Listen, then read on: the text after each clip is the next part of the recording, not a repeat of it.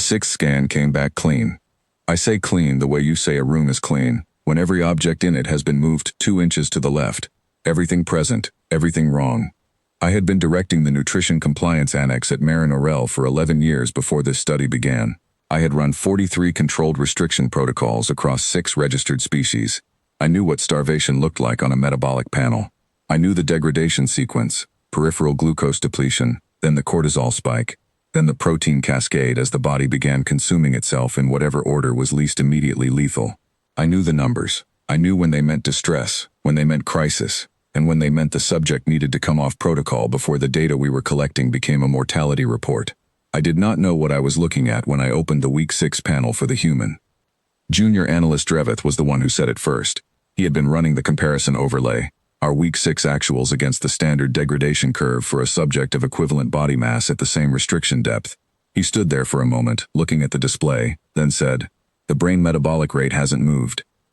I told him to run the calibration check on the scan array. He did. It came back nominal.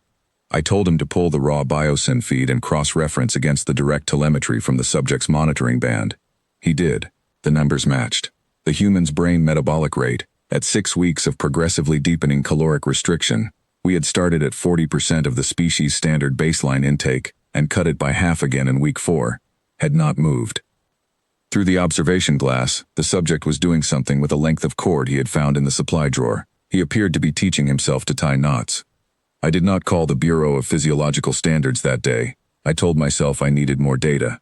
I told myself week 6 was too early to draw conclusions. I went home.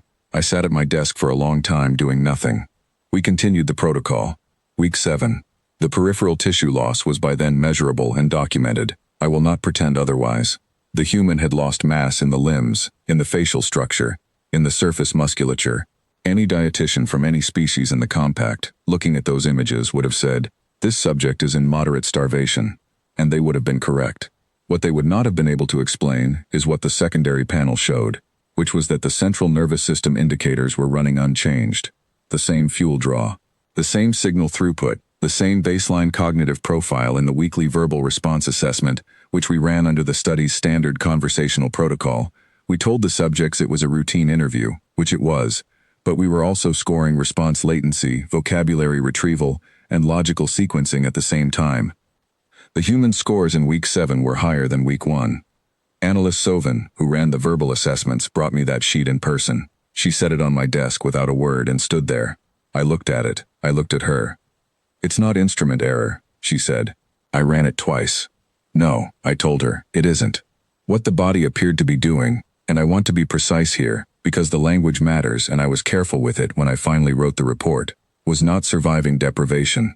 It was managing it.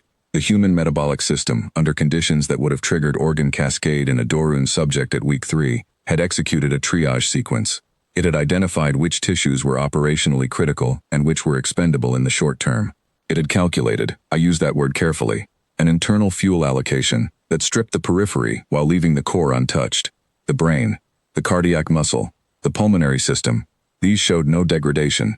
The body was spending itself in the correct order. I called the Bureau on the morning of week 8. The review panel arrived 4 days later. 3 senior examiners from the Physiological Standards Division and their intake director, a Tharvan named Cecik Vrail who had spent 30 years reviewing long-duration metabolic studies across the compact. She walked into the observation suite, looked at our data wall, and did not speak for 3 minutes. Then she said, "Walk me through the restriction schedule." I walked her through it, week by week. The intake cuts, the corresponding panel readings, the peripheral loss documented and verified, the central indicators not moving. She asked for the verbal assessment scores. I gave them to her. She looked at the human through the observation glass. He was sitting cross-legged on his cot, reading the one data tablet we had given him access to. He had been reading it, we estimated, for approximately the 6th time. He appeared comfortable. He did not appear to be in any kind of distress.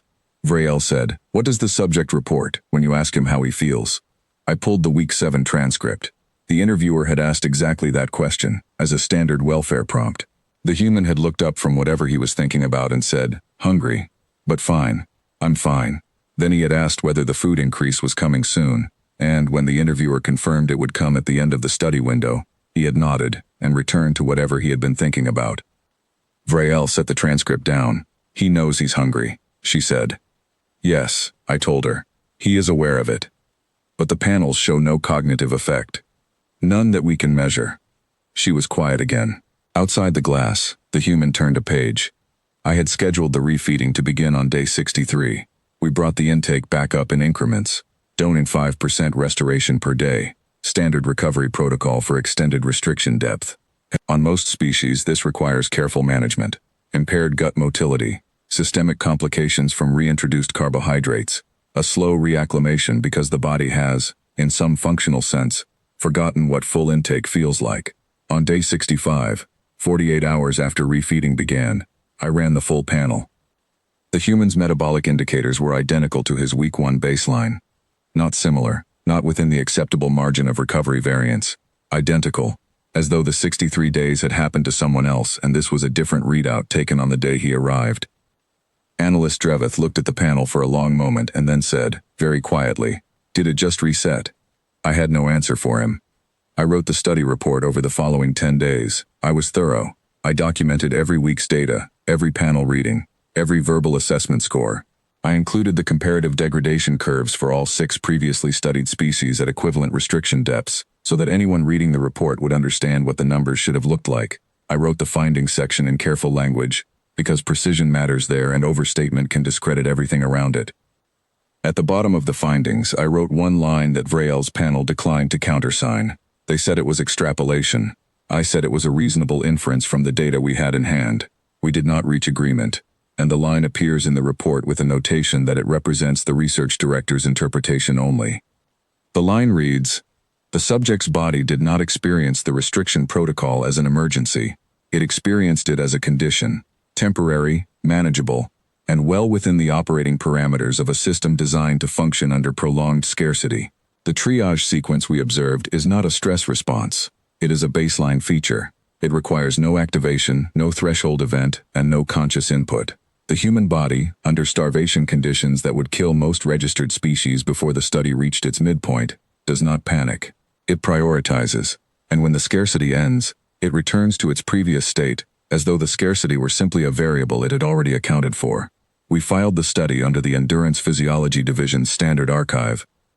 3 weeks later, I received a communication from the Compact's Xenobiological Records Bureau informing me that the file had been reclassified under Statute 7.4, the same statute that governs material with potential strategic implications, and moved to the restricted access tier. I had expected that. What I had not expected was the secondary note appended to the reclassification notice by an analyst whose name I do not recognize, which read only, "We are re-examining intake records for all current human subjects across all active study sites to determine whether restriction protocols have been running at accurately reported depths."